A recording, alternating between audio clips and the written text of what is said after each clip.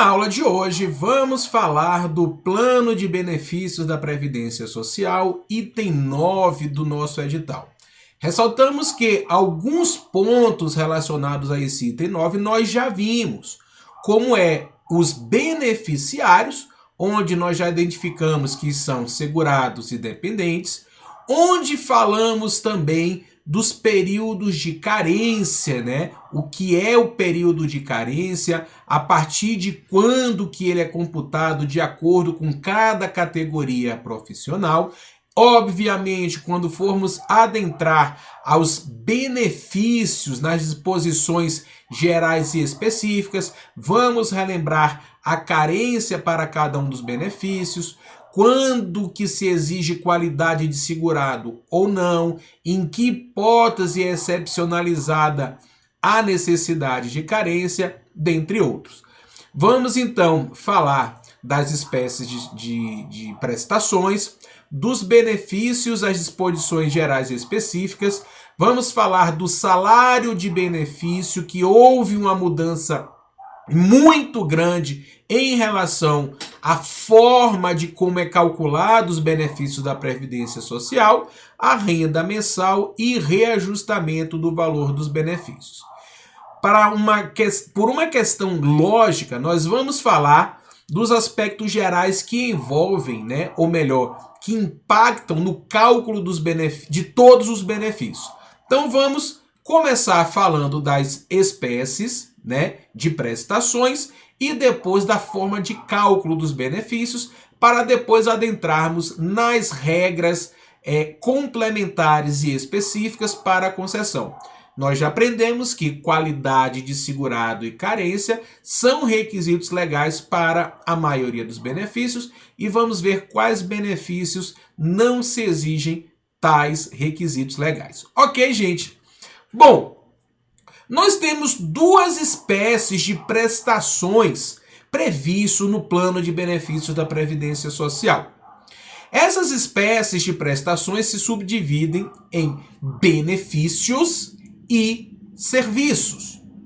Em relação aos benefícios, nós temos alguns benefícios que são destinados ao segurado e benefícios que são destinados aos dependentes.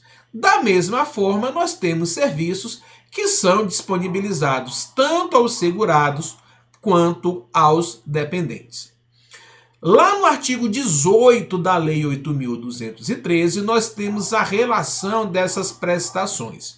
Lembrando que, antes da reforma da Previdência, antes da publicação da Emenda Constitucional número 103 de 2019, nós tínhamos estas nomenclaturas que vocês estão vendo aí, e que mesmo após a emenda, a lei não foi alterada. Então, se você entrar neste momento na Lei 8.213, você vai ver que os benefícios devidos aos segurados são estes: aposentadoria por invalidez, aposentadoria por idade, aposentadoria por tempo de contribuição, aposentadoria especial, auxílio-doença, salário-família, salário-maternidade e auxílio-acidente. Tá?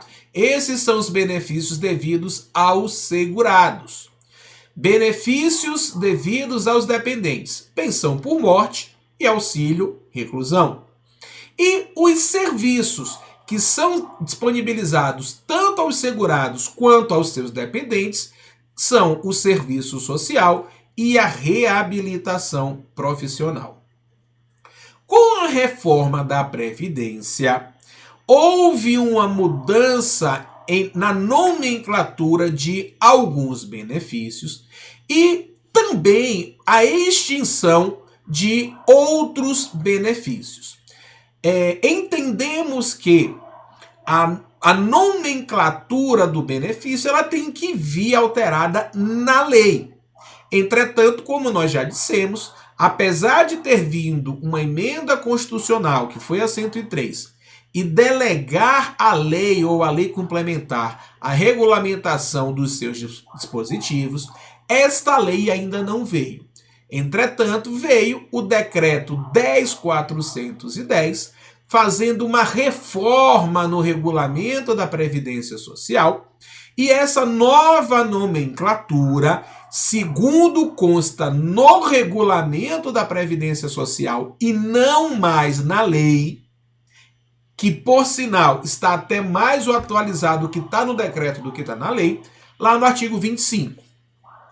A aposentadoria por invalidez virou aposentadoria por incapacidade permanente. Não temos mais, após a reforma, aposentadoria por idade e aposentadoria por tempo de contribuição.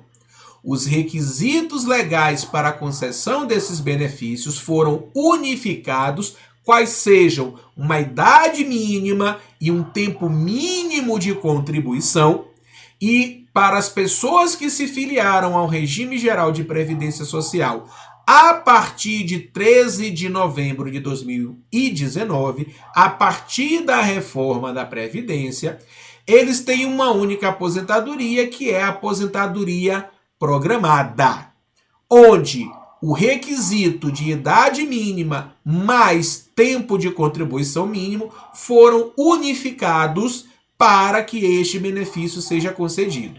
Nós vamos adentrar mais adiante nesses detalhes desses benefícios.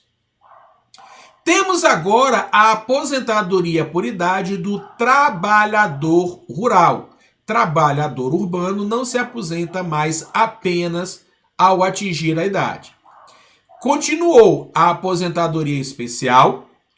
O auxílio-doença foi agora transformado em auxílio por incapacidade temporária e mantiveram-se o salário-família, o salário-maternidade e o auxílio-acidente. Estas são as prestações em forma de benefícios que são disponibilizados ao segurado após a reforma. Como a reforma, pessoal, ela é recente, não tenha dúvida de que o examinador, na hora da prova, ele pode tentar fazer uma pegadinha, pode tentar confundir vocês, utilizando nomenclaturas antes e após a reforma. Portanto, prestem bastante atenção ao quesito da questão, que necessariamente ele vai ter que identificar se as prestações em forma de benefícios devidos aos segurados é antes ou após a reforma. Caso o quesito não se refira antes da reforma ou após a reforma, prestem atenção para ver se eles vão colocar no quesito. Segundo a Lei 8.213, ou segundo o Plano de Benefícios da Previdência Social, as prestações em forma de benefício ou os benefícios devidos ao segurado são estes, tá? Porque na lei ainda está na nomenclatura de antes da reforma. E se ele perguntar, segundo o regulamento da Previdência Social, segundo o decreto 3.048, as prestações que vocês vão indicar são essas aqui, devidas ao segurado. As prestações em forma de benefícios devidos ao dependente, observe que não mudam. O artigo 18 da Lei 8.213 e o artigo 25 do decreto. O que muda são basicamente o fim da aposentadoria por idade e por tempo de contribuição, com o surgimento apenas da aposentadoria por idade do trabalhador rural, o surgimento da aposentadoria programada e a troca de aposentadoria por invalidez para aposentadoria por incapacidade permanente e de auxílio-doença para auxílio por incapacidade temporária. Ok, gente? Por conta desta mudança de nomenclatura, que, como nós já falamos, não foi efetivada por lei, e sim por decreto, lá no artigo 25, a gente tem que estar atento se a questão se refere a benefícios antes ou após a reforma, ou se é referente ao que está na Lei 8.213, no Plano de Benefício da Previdência Social, ou no Decreto 3.048 de 99, no Regulamento da Previdência Social. Ok, gente? Então se atentem para isso, porque muito provavelmente será cobrado pelo examinador. E como é que é feito o cálculo desses benefícios, gente? Para a gente entender como os benefícios são calculados, a gente precisa conhecer 3 conceitos, que é do PBC, do SB e da RMI. PBC, pessoal, é a sigla de período básico de cálculo, que é o período que abrange todos os meses cujos salários de contribuição do segurado servirão de base para o cálculo do salário de benefício e, consequentemente, da renda mensal inicial. Então, o período básico de cálculo é justamente um período a partir do qual os salários de contribuição, que, como nós já vimos, eles são determinados de acordo com a categoria profissional e de acordo com a remuneração oferida por aquele segurado, onde vai incidir uma alíquota que vai gerar o desconto ou o pagamento da contribuição previdenciária. Então, os meses onde esses salários de contribuição serão utilizados, mediante a contribuição previdenciária, para fazer a base de cálculo do salário de benefício. E o que é o salário de benefício? É uma média aritmética simples dos salários de contribuição que são atualizados monetariamente, correspondentes a um percentual deste período básico de cálculo. Então, você tem um período básico de cálculo onde esses salários de contribuição serão utilizados numa média aritmética simples e dentro deste PBC vai incidir um percentual desses salários de contribuição, no qual será, então, aplicada uma alíquota sobre este salário de benefício, que vai gerar a renda mensal inicial do benefício, que é a primeira parcela paga pela Previdência Social ao beneficiário, que é calculada com base no salário de benefício ou determinados benefícios que nós vamos ver que não são calculados com base no salário de benefício, ok? Então, primeira parcela do benefício pago a um beneficiário segurado ou dependente é chamado de renda mensal inicial, RMI. Salário de benefício é uma média aritmética que será utilizada o salário de contribuição para fazer essa média, e ela vai ter um percentual que vai ser incidido no período básico de cálculo ou no lapso temporal utilizado para utilizar e aplicar esses salários de contribuição a esta média, que no final das contas será incidido um percentual para achar a renda mensal inicial. Ok, gente? Então, esses conceitos a gente tem que estar com eles fixados. Conceito e evolução do salário de benefício. Lá no Regulamento da Previdência Social, na redação atualizada, artigo 31, ela conceitua o salário de benefício como sendo o valor básico utilizado para o cálculo da renda mensal dos benefícios de prestação continuada, inclusive aqueles regidos por normas especiais, exceto, e aqui o decreto ele traz a relação dos benefícios das prestações pecuniárias que não são calculadas com base no salário de benefício. Quais sejam o salário família, a pensão por morte, o salário maternidade, o auxílio reclusão e demais benefícios pagos que são previstos em legislação especial. Como que era o salário de benefício antigamente, como ele passou a ser, em especial, quando se trata das aposentadorias após a reforma da Previdência.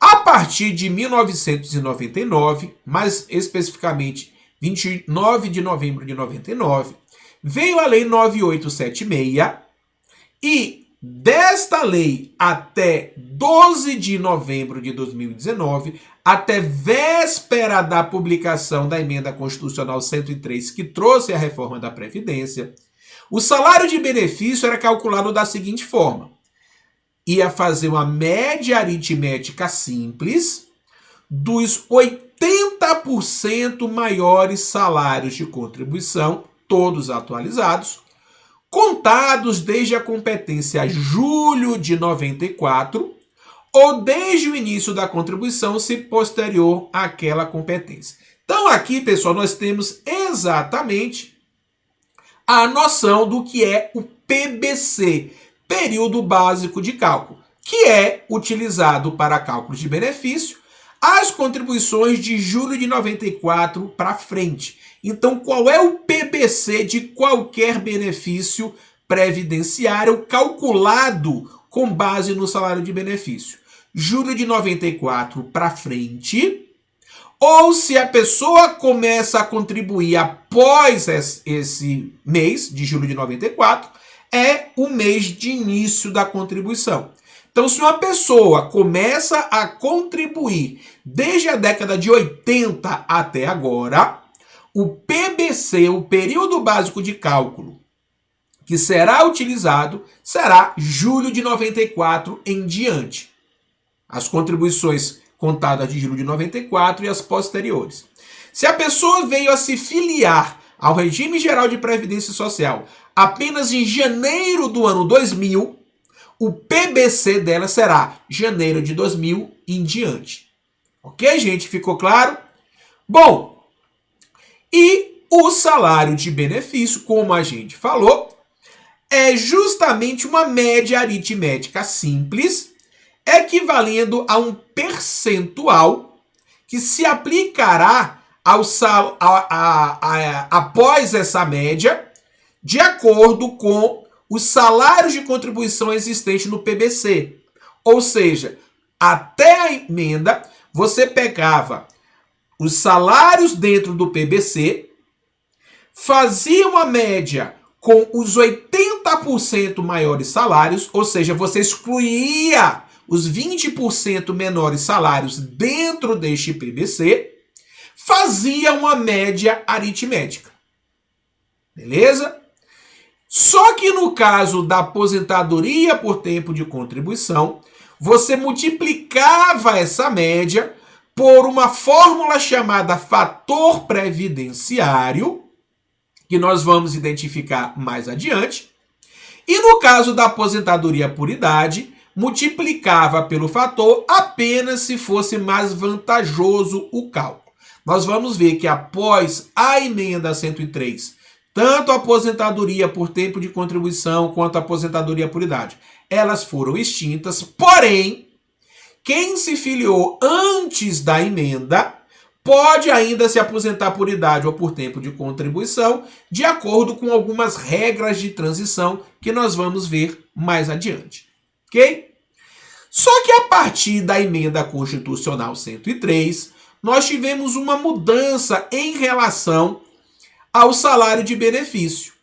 Diz a emenda que, a partir de 13 de novembro de 2019, e até que venha uma lei que discipline esta questão em definitivo, lei que até agora não foi publicada, o salário de benefício equivale à média aritmética simples dos salários de contribuição atualizados monetariamente, correspondentes não mais a 80% dos maiores salários, mas sim a 100% de todo o período contributivo, todos os salários de contribuição, a partir da competência julho de 94. ou se a pessoa se filiou ao regime geral após julho de 94, a partir da primeira contribuição dela até o período onde ela for requerer o benefício. Beleza? Então, este é, hoje, a partir da emenda constitucional 103, o cálculo do salário de benefício. 100% das contribuições vertidas para o regime geral, contadas a partir de julho de 94, ou, se posterior a esta competência, desde o início da sua contribuição. Beleza? Por que a gente coloca também o salário de benefício anterior? Porque como a mudança foi recente, pode vir a seguinte questão. Atualmente o salário de benefício dos benefícios pagos pelo regime geral equivale à média aritmética simples dos 80% maiores salários de contribuição a partir do início das contribuições. Tá errado. Hoje não é mais assim. Isso foi até antes da reforma, tá? Antes da Lei 9876, creio que não vai ser cobrado na prova. Esse salário de benefício era uma média das 36 últimas contribuições vertidas pelo segurado em relação às aposentadorias. Mas tenho quase certeza de que ele vai tentar fazer também essa pegadinha por conta da mudança recente, que hoje é 100% de todas as contribuições vertidas a partir de julho de 94 ou de período posterior, se as contribuições, a filiação foi em data posterior, e até a emenda, 80% das maiores, né, contribuições dentro do período básico de cálculo computado de julho de 94 ou se filiado posteriormente da data do início das contribuições, tá? Então se atentem. Antes da emenda era 80% dos maiores salários. Hoje, depois da emenda, entram todos os salários do PBC. Ok, gente? Bom, como era, então, o salário de benefício das aposentadorias antes da emenda constitucional 103? Para aposentadoria, por idade e por tempo de contribuição, nós já vimos que é a média aritmética simples dos maiores salários de contribuição correspondentes a 80% de todo o período contributivo, multiplicado pelo fator previdenciário, que tem esta fórmula que vocês estão vendo aí, tá? F é igual a TC vezes A sobre ES, vezes 1 mais ID mais TC vezes A sobre 100. Onde F é o fator previdenciário, ES era a expectativa de sobrevida no momento da aposentadoria, TC, tempo de contribuição até o momento da aposentadoria, A é uma alíquota fixa correspondente a 0,31 e D, idade no momento da aposentadoria. Portanto, o fator previdenciário, ele leva em consideração três grandes fatores. O primeiro, o tempo de contribuição na data do pedido da aposentadoria. Segundo, a expectativa de vida do requerente e a sua idade. Essa expectativa de vida, ela é divulgada anualmente pelo IBGE, tá? Para determinar, a partir da data de nascimento do indivíduo, né, a partir de determinado ano, quanto ele vai ter de expectativa de vida, beleza? E aí você pegava então os 80% maiores salários de contribuição dentro do PBC, que pode ser de julho de 94 para frente ou, se posterior, todo o período contributivo, multiplicava pelo fator previdenciário e ali você tinha o salário de benefício. Necessariamente para as aposentadorias por tempo de contribuição e, no caso da aposentadoria por idade, facultativamente, ou seja, esta fórmula só era aplicada à média se fosse aumentar o valor do salário, da renda mensal do benefício da aposentadoria por idade. Se não fosse aumentar, para a aposentadoria por idade, o salário de benefício era só a média aritmética simples das 80% maiores contribuições dentro do PBC. Já em relação à aposentadoria por invalidez, aposentadoria especial, auxílio-doença e auxílio-acidente, era só a média aritmética simples de de 80% dos maiores salários dentro do PBC, sem multiplicar pelo fator previdenciário.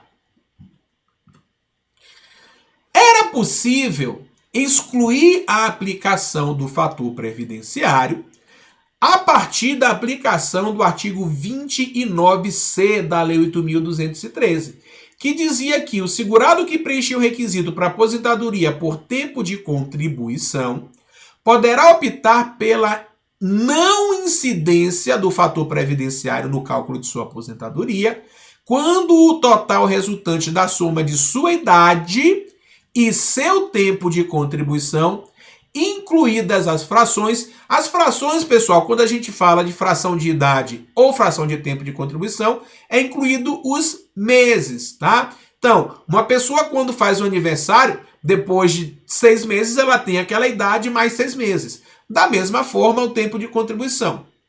Então, incluindo-se as frações na data do requerimento, somando idade e tempo de contribuição, igual ou superior a 95 pontos se homem, observado o tempo mínimo de contribuição de 35 anos, ou igual a 85 pontos se mulher, observado o tempo mínimo de contribuição de 30 anos. Ou seja, somando-se idade mais tempo de contribuição, que necessariamente para homem tinha que ser 35, para mulher 30, ou seja, 95 pontos, 35, ele tinha que ter pelo menos 60 anos o homem. 35 com 95, melhor, 35 com 60, daria 95 pontos. Excluiria o fator. Ah, mas se ele tivesse mais de 35 anos, beleza. 36, ele precisava de quê? 59 anos. Desde que tivesse no mínimo 35. 37, 58. Neste somatório, tendo os 95 pontos, excluía o fator previdenciário. Agora, não excluiria se ele tivesse, por exemplo, 34 anos e 61 de tempo de contribuição e 61 de idade. 34 mais 61 dá 95. Só que ele não teria o tempo mínimo de 35 anos de contribuição que era exigido para a exclusão. Ficou claro? Da mesma forma, a mulher. As somas de idade e tempo de contribuição previstas no CAPT serão majoradas 1 ponto em 31 de dezembro de 98, ou seja, a partir essa lei, pessoal, que trouxe a exclusão do fator previdenciário, ela é de 2015, tá? Ela previu um escalonamento dessa regra de 85, 95, passar em determinado período para 86, 96, 87, 97 e assim sucessivamente. E o primeiro acréscimo nesses pontos ocorreu em 31 de dezembro de 2018, que foi chamada de regra 86-96, ou seja, para exclusão de fator previdenciário do salário de benefício das aposentadorias por idade, a partir de 31 de dezembro, o homem tinha que ter, somando idade e tempo de contribuição, 86 pontos, observado que tinha que ter no mínimo 35 anos de tempo de contribuição. Ou seja, no caso do homem, ele tinha que ter 35 anos de tempo de contribuição e pelo menos 61 de idade. 35 com 61, 96. Mulher tinha que ter pelo menos 30 anos de contribuição e ao invés de ter 55 anos, tinha que ter agora 56 para fazer a regra de 86 pontos. Só que aí, pessoal, o que foi que aconteceu justamente em 2019? Veio a emenda constitucional número 103, trazendo novas regras para o salário de benefício, que nós vamos ver no próximo bloco. E daí não foi possível implementar este somatório de pontos, onde em 31 de dezembro de 2020 seria a regra 87,97, 31 de dezembro de 2022, 88,98, 2024, 89,99 até 2026 chega a 100. Isso não ocorreu porque entre 2018 e 2020, que seria o acréscimo de mais um ponto, veio a emenda constitucional alterando totalmente a fórmula de cálculo do salário de benefício. E nós vamos encontrar e aprender isso no próximo bloco desta aula.